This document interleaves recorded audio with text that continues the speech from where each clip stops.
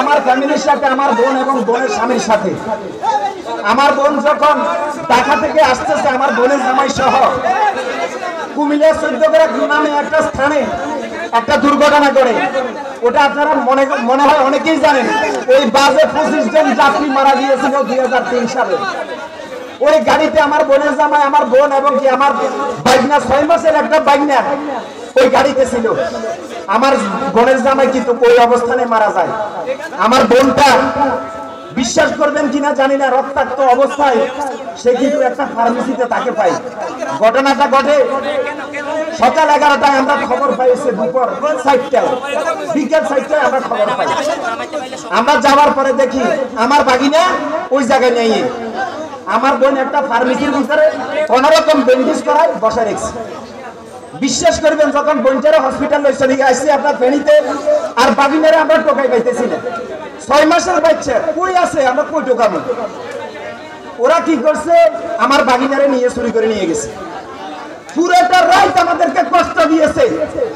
আমাদের বাড়ি নোয়াখালী অ্যাক্সিডেন্ট করেছে কুমিল্লা, একটা লোক আমাদেরকে হেল্প করে নাই। বিশ্বাস করবেন কিনা জানি না, আমার ফ্যামিলির চোখের পানি ওই দিন কুমিল্লাবাসী সবাই দেখেছিল। তারপরে যখন রাতের 4টার দিকে আমার বাগিনারে আমরা ওই জায়গায় পাই, পাওয়ার পরে কি বলে জানেন, ওরা হচ্ছে ওদের সন্তান। আমার বাগিনের কিছু চিহ্ন আছে, আমরা চিহ্নগুলো মনে আছে আমাদের, বলেছি। তারপরে তারা অস্বীকার করে এটা আমাদের সন্তানের, এইভাবে বলে।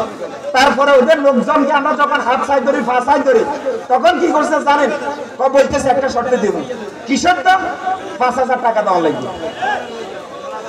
বিশ্বাস করেন কিনা জানি না, আমার বোন এবং কি বোনের জামাই, তারা দুনিয়া থেকে আমার বোনের জামাই চলে গেছে, তার শেষ স্মৃতিটুকু আমরা পাইনি। কুমিল্লাবাসী আপনারা আমাদেরকে দেন নেই। এই দুঃখজনক ঘটনাগুলো যখন শুনি না, তখন হৃদয় থেকে আমার খুব কষ্ট লাগে ভাই। আপনারা বলেন আপনাদেরকে বিবেক দেওয়ার জন্য, বিবেক সরকারে দেয় কিনা সরকারে ধরেন।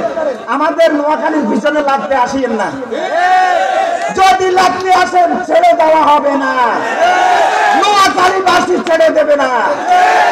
ভাইরা আমার, আপনারা জানেন নোয়াখালীতে বড় বড় কন্টেন্ট ক্রিয়েটর যারা আছে, তাদেরকে কিভাবে, তাদের বড় বড় আইডি গুলো কিভাবে নষ্ট করেছেন আপনারা সবাই শুনেছেন। আপনাদেরকে বলি, আমার আইডি পর্যন্ত সাসপেন্ডেড করছে। আমাদের জেএস ভাই ওর আইডি পর্যন্ত সাসপেন্ডেড করেছে। জনি ভাই এবং কি আদনান হাবিব, অনেকগুলো আইডি তারা সাসপেন্ডেড করেছে। তারা কি করছে জানেন, এসকে মিডিয়া টিপু সুলতান, ওই হারামজাদা তার আইডি, তার আইডিটা ডিএক্টিভ করে রাখি, এমনকি রকাবানা কি বলে এর আইডিটা ডিএক্টিভ রাখি, তাদের সাইবার ক্রাইমের যত লোক আছে আমাদের পিছে লড়িয়ে দিয়েছে। ভাইরা আমার, আমরা নোয়াখালী বিভাগ আন্দোলনে নেমেছি।